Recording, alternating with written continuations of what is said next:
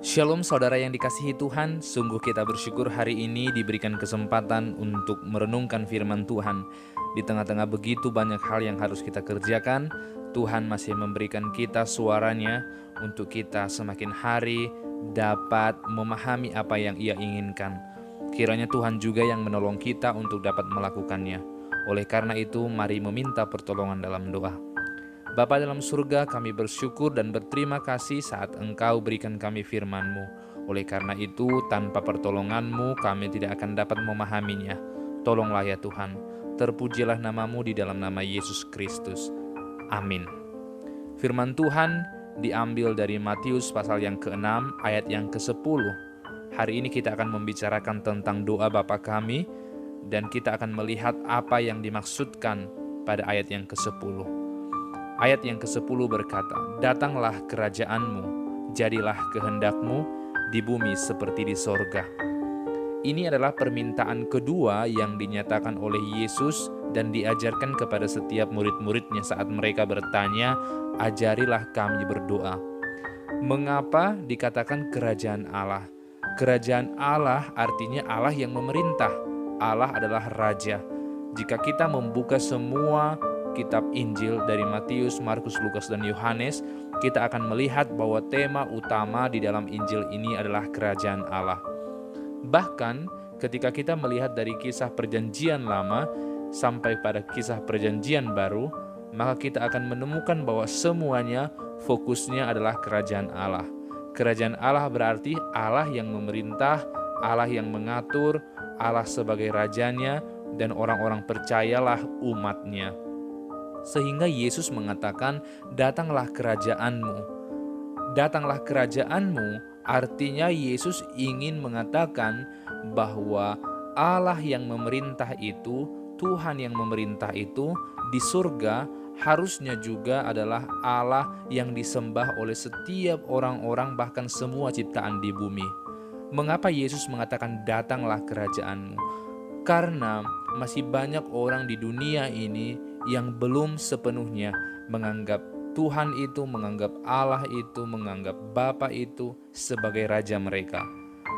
Kita tahu bahwa salah satu tujuan manusia di dalam dunia ialah untuk menebarkan, untuk memperluas kerajaan Allah. Kerajaan Allah ini mungkin tidak terlihat secara fisik, tetapi itu berdiam dalam hati seseorang. Hati seseorang akan menyimpan siapa raja mereka sebenarnya.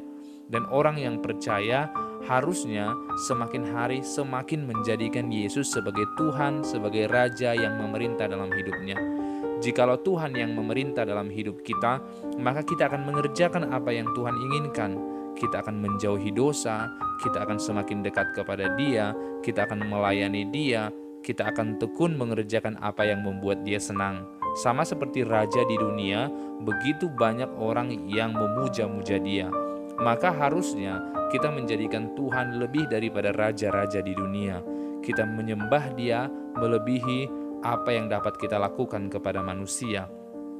Maka ketika Yesus berkata, "Datanglah kerajaan-Mu," maka Yesus berharap sekali bahwa Yesus akan datang kedua kalinya dan Dia memang dijadikan sebagai Raja dengan sepenuh hati oleh orang percaya.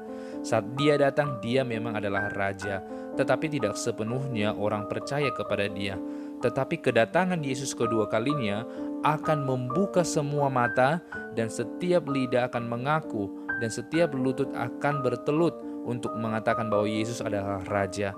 Maka datanglah kerajaan-Mu artinya nyatakanlah bahwa Engkaulah satu-satunya Raja yang harus disembah oleh orang percaya. Di bumi seperti di sorga. Di bumi masih banyak orang yang berbuat dosa. Di bumi masih banyak orang yang tidak percaya sama Tuhan. Tetapi di sorga semua orang, semua malaikat-malaikat Tuhan menyembah Tuhan. Semua malaikat Tuhan melayani Tuhan. Maka Yesus berdoa, "Datanglah kerajaan-Mu di bumi seperti di surga." Artinya kita semua harus menjadikan bumi ini sebagai tempat kita menyembah Tuhan, melayani Tuhan, menjadikan Dia sebagai Raja. Maka pertanyaannya kepada kita ialah, apakah saat ini yang paling berharga dalam hidup kita? Apa yang paling berharga menunjukkan siapa yang sedang kita layani. Apa yang paling berharga menunjukkan dialah Raja kita. Jikalau kita menganggap keluarga kita adalah seluruhnya pusat dari kehidupan kita, maka jangan-jangan kita sudah menjadikan keluarga sebagai raja dalam hidup kita. Atau mungkin kita menjadikan uang adalah hal yang paling utama. Mungkin kita juga sudah menjadikan uang sebagai raja kita. Apapun yang membuat kita merasa puas dan kita dapat melakukan semua hal untuk itu, berarti jangan-jangan kita telah menjadikannya raja. Oleh karena itu, jadikanlah Yesus sebagai Raja satu-satunya dan tidak ada yang lain. Ia datang ke dalam dunia, Raja yang ada di surga turun ke dalam dunia, menjadi seorang manusia, bahkan mati merendahkan diri untuk menebus saya dan Anda. Jikalau Anda masih tetap tidak menjadikan Dia sebagai Raja, maka kelak kita akan menyesal. Tetapi kita masih ada waktu. Bertobatlah dan datanglah kepada Dia, Raja satu-satunya. Dia akan menjadikan kita sebagai umat-Nya dan tinggal di dalam hati kita. Dan kita akan terus setiap hari memuliakan Dia, melayani Dia, dan memuji Dia seumur hidup kita. Terpujilah namanya, dan mari kita terus berdoa seperti Yesus yang ajarkan, yaitu datanglah kerajaan Tuhan di dalam dunia ini. Amin.